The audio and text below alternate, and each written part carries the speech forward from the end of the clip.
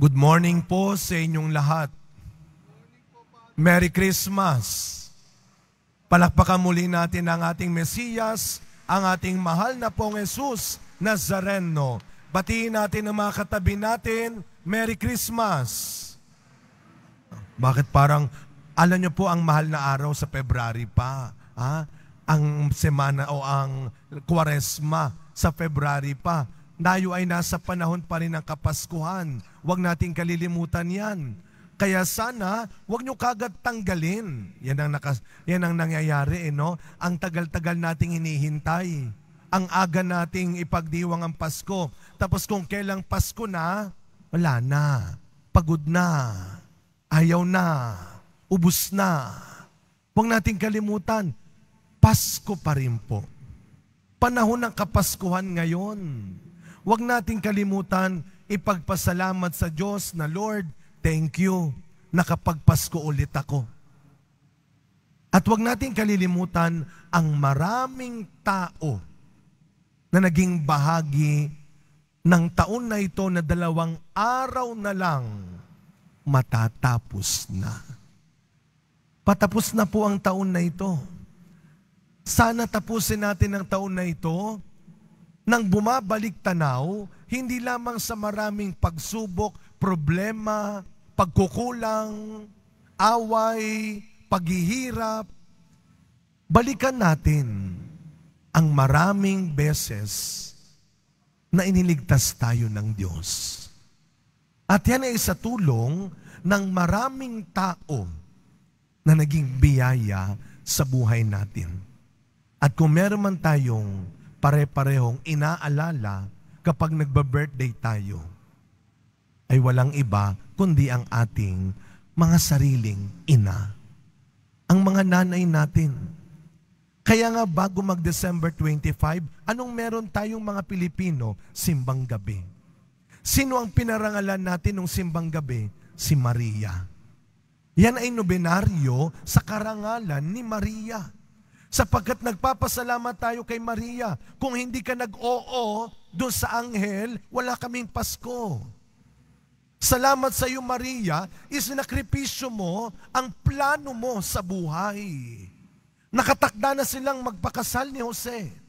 Nang dumating ang plano ng Diyos, hindi naging madamot si Maria. Ibinigay niya ang buhay niya sa gusto ng Diyos. At mga kapatid, sa ating ebanghelyo ngayon, narinig natin ang kwento ng isang balo, isang babaeng propeta, si Ana. Araw-gabi siyang nasa templo. Kahit na siya ay namatayan ng asawa, kahit siya ay matanda na, hindi niya iniwan ang Diyos. Hindi niya iniwan ang kanyang pananampalataya. Kaya sana, Sabado ngayon, huling Sabado sa taon na ito. At alam natin, ang bawat Sabado ay ating araw ng debosyon sa mahal na Birheng Maria. Napakagandang tapusin ang taon na ito kasama ang ating mahal na ina, ang Birheng Maria. At ano ba ang dasal ng isang mabuting magulang? Ano ba ang dasal ng isang mabuting ina? Yung sinasabi ng unang pagbasa natin, yung huling bahagi ng ating unang pagbasa, yan ang dasal ng isang mabuting magulang. Na, Lord, sana ang anak ko lumaking hindi makamundo. Hindi alipin ng material na bagay.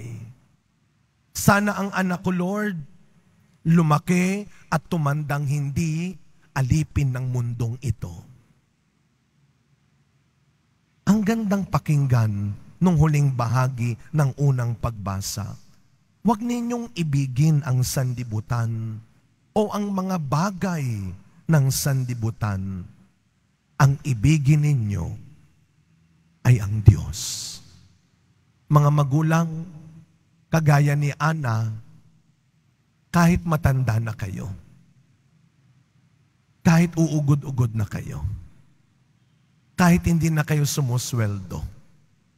Kahit wala na kayo na ibibigay sa anak ninyo. Huwag ninyong kalilimutan. Hindi natatapos ang pagiging magulang. Hanggang dulo, ikaw ang nanay. Hanggang huli, ikaw ang tatay. Hindi magbabaliktad yun. At ito sana ang gawin mong dasal, ang gawin mong pangarap, ang ibilin mong mabuti sa iyong mga anak.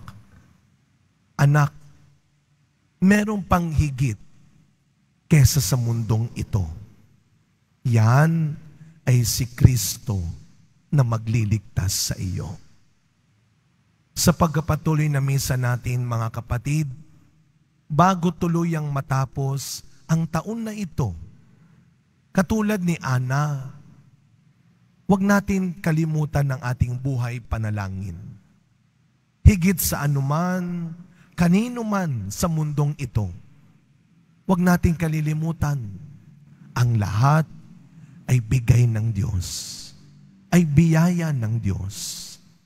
Ano man ang mangyari sa buhay mo, hayaan mong ang Diyos pa rin ang magpatakbo ng buhay mo.